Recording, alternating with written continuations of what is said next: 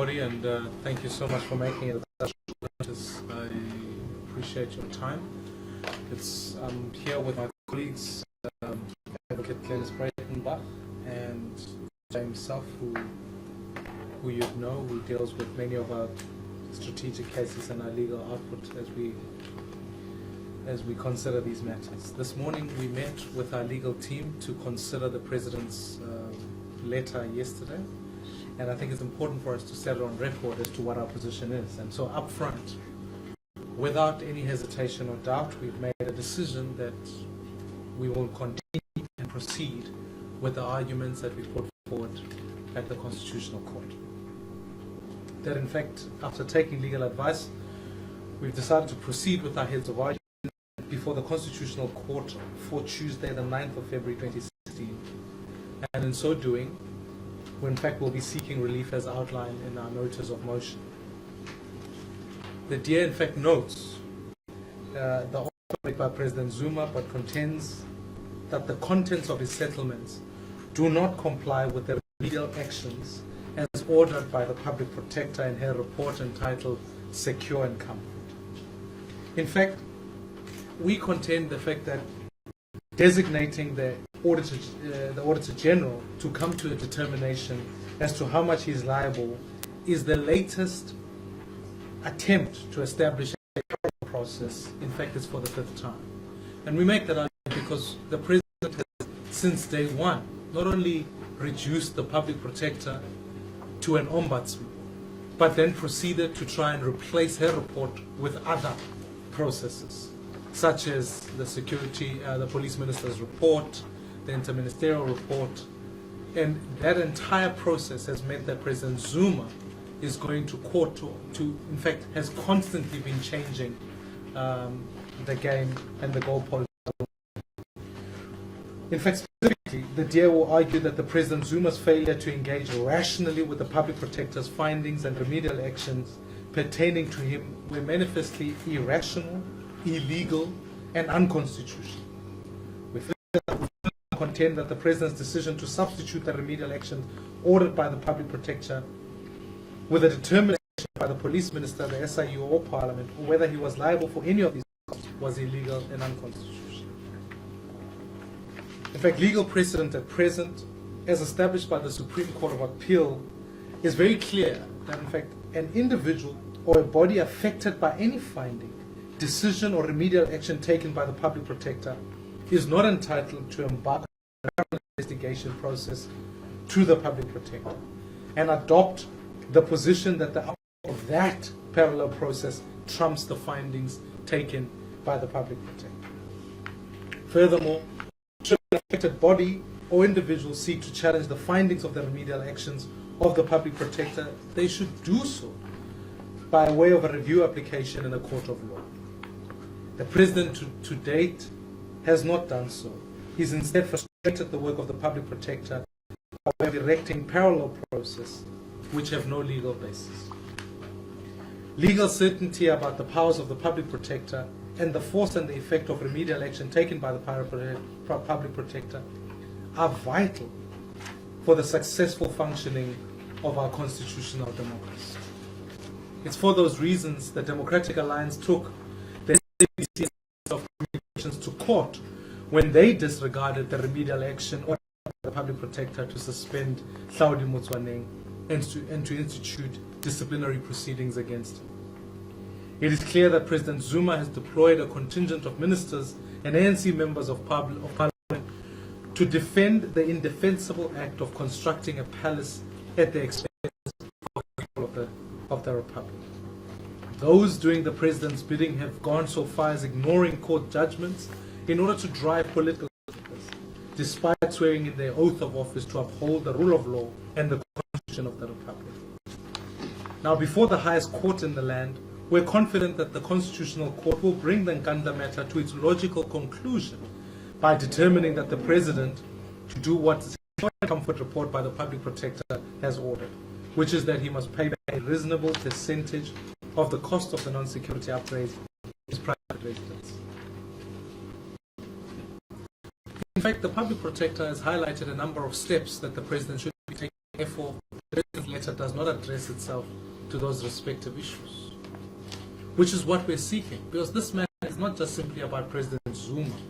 It's about ensuring that there's always the rule of law, the supremacy of the Constitution, and that in fact, as the powers that are given to the public protector in the Constitution, those are upheld. And President Jacob Zuma, as our argument, cannot use another process to simply sideline those issues. So for far too long, President Zuma and the ANC have abdicated the responsibility to uphold the rule of law and the Constitution, but have done everything to undermine the work of the public protector and the Constitution. So therefore, the Constitutional Court will on Tuesday consider this matter in order to provide legal certainty and of the public protector's power. The law has been developed to some degree in the Skeppers judgment, but confirmed further by the SCA, and I think we believe that the Constitutional Court will rule definitively to our prayer on this particular matter. And so, ladies and gentlemen, it is then important to note the fact that on Tuesday will then be action, will then pursue accountability on the part of the President and uphold the supremacy of the Constitution that gives power to the public protector. Thank you very much, and we'll take questions at this point. Rahima, Yanyan, and then at the back, let me take them in those three. You can ask anyone on the panel. For anyone on the panel, this is a gamble for the DA, isn't it? Because the President is saying that he is prepared to pay back the money and has outlined his proposal. The court might not find in the case that there's just not a gamble then, because the party has long been calling for the President to pay back the money, and he says, yeah, I'm ready to do so. To follow up on that, our understanding then is that you are removing from the personality of the President and moving it to the legal principle regarding the public protector, whether that's correct or not. But secondly, that to me seems to be the core argument. And the second, the second point that I wanted to ask was whether you had been in contact with the other people who have taken the issue to the Constitutional Court, which includes the EFA. So the public protector's report did propose a process, not exactly the process that the President was going to follow, which was for the Treasury in consultation with tax to sign and now he's offering to have the Treasury consultation with the AG. Isn't the AG's office in some ways preferable to the tax and it's more independent? Right. Let's take some of the questions and then we'll work through with the panel. Rahima, look, firstly, the letter is not addressed to us, it's addressed to the court. So the President isn't seeking for us to be able to settle the matter as a starting point. So we believe that we must proceed. We've gone to the court to ask for a particular order. We also will seek a declarative, which I think speaks to the question that Yanyan has put, which is to say, if you then adopt a parallel process, as is what the President is proposing here, he's done that historically so, then set yourself up that in future another person might be able to institute a parallel process in dealing with this matter. We simply can't allow that to stand. We still need to proceed in this regard. So it's not a gamble. It's us saying we made a commitment to the people of South Africa to say we will fight to ensure that the President complies with the public protector. We're simply following through with that particular process. I think I've covered some of the questions. I think the point about whether we've been in consultation with the other ones is that we can't steer away from the principle of the matter. So we have not made any consultation with any other. We've just consulted with our legal team, and our actions still stand in that regard. I think you want to cover, I don't know if you want to add to any of those. Well, maybe just in answer to Craig's question. The public protector made a very clear order in terms of the remedial action that she wished to take place. And it says here to take steps with the assistance of the National Treasury and the SAPS to determine the cost of the measures implemented by DPW at his private residence, and there it goes on. And then it says to pay a reasonable proportion of that back. Then it says to reprimand the ministers involved. And then it says to report to the National Assembly. That is the remedial action. The Supreme Court of Appeal very clearly said you cannot change the remedial action ordered by the Public Protector unless you take it on review. He hasn't taken it on review. In our view, this is what's on the table. Nothing else is on the table. That's what's on the table.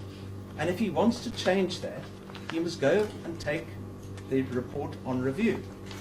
Now, it may very well be that the AG is a better institution to determine the costs, but then again, maybe not. Maybe it doesn't have the capacity to do that sort of job.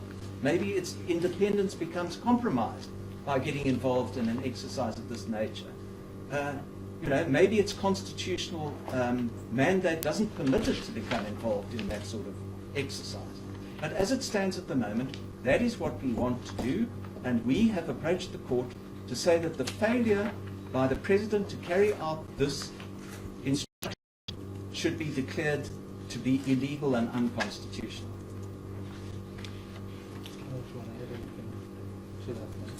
Not to that particular matter, but if there are other questions, perhaps otherwise there's of the release of this offer. Maybe you go ahead and do that. So this offer was released really late last night and kept everyone very busy, and I think it's a rather sinister masterstroke by the President.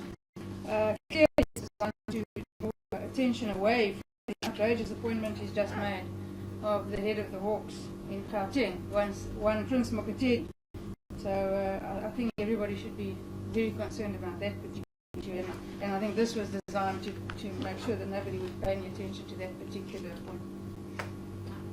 In fact, I'll find the exact point just to substantiate your point further. Is that in this particular letter, the President acknowledges that he must pay a personal liability driven for Jacob Zuma that we must deal with in this regard. So it's not just also the principle; it's the fact that President Zuma himself must account. I think even in his argument, he concedes a point to start with. Let me take further questions. If I can just follow up on what was said.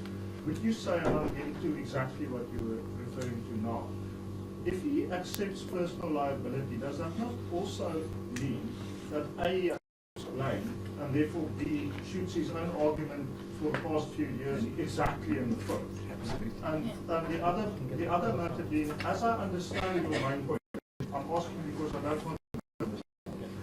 Your argument, as far as I can see, is that the court has to be obeyed, and the court, in the person of that Cape High Court, has made a certain ruling, which at this stage isn't being followed.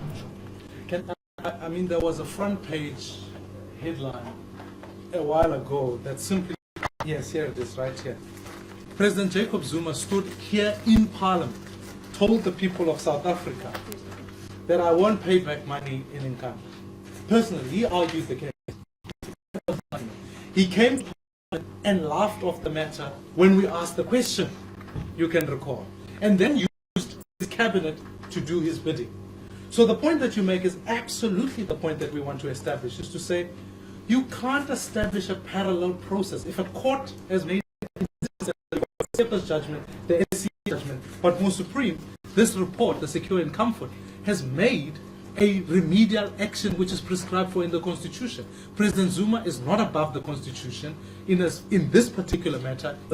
He is the only benefactor of this instance, and he must personally account for it. So we certainly don't want to absolve him of any responsibility. And that is the argument that we're taking forward.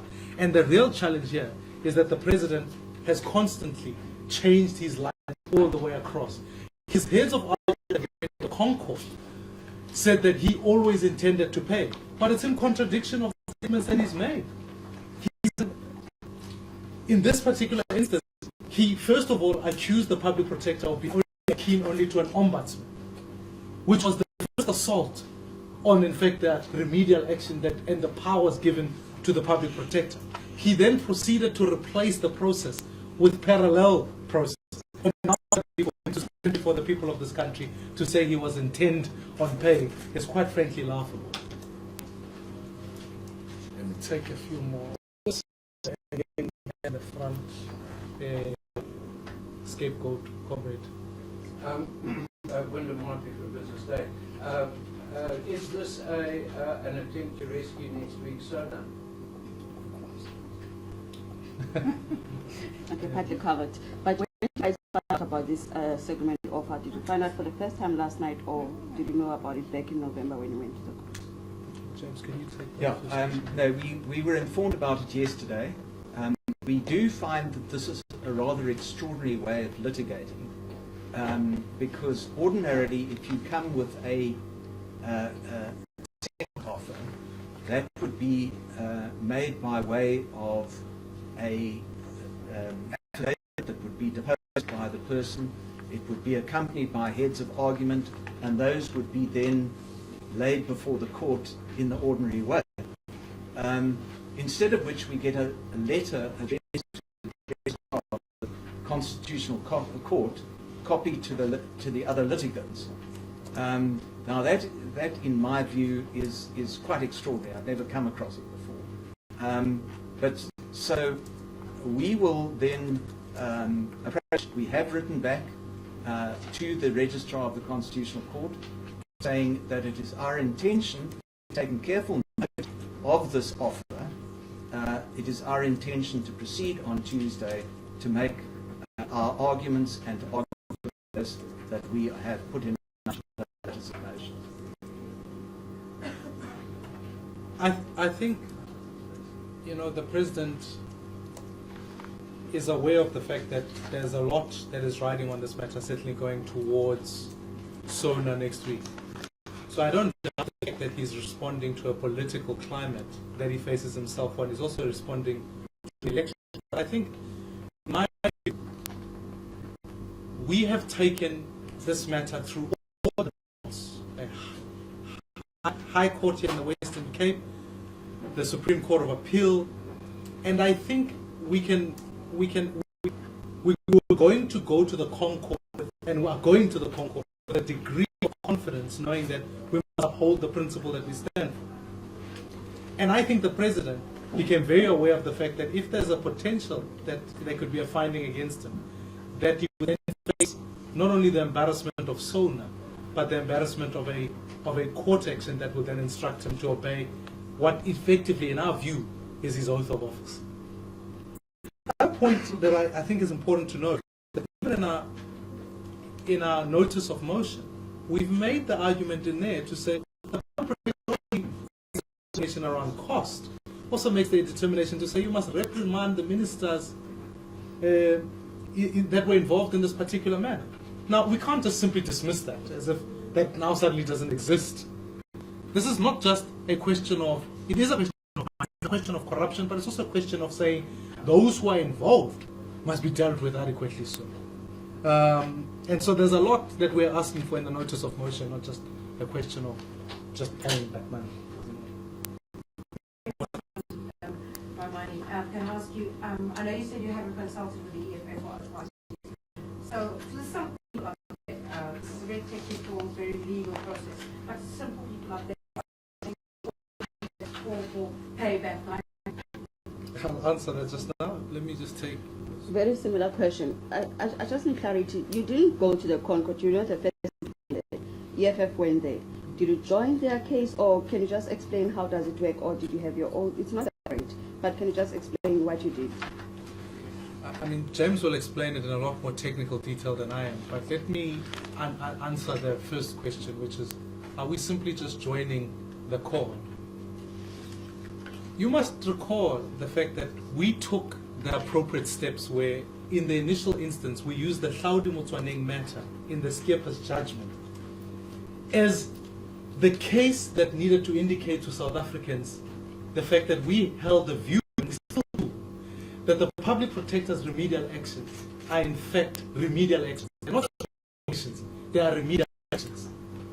And of which, in this particular matter of Nkandla, the public protector made a number of remedial actions, of which paying back cost was just but one component, and there's another lot that the president is supposed to comply with.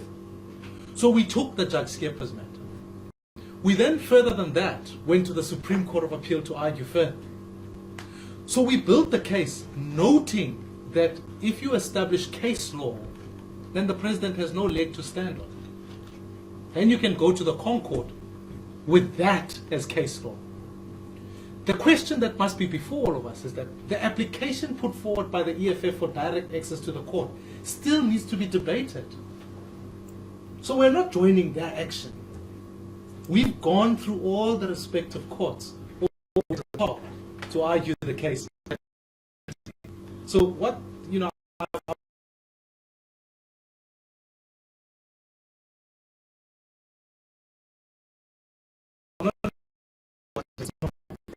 they mentioned I can go ahead.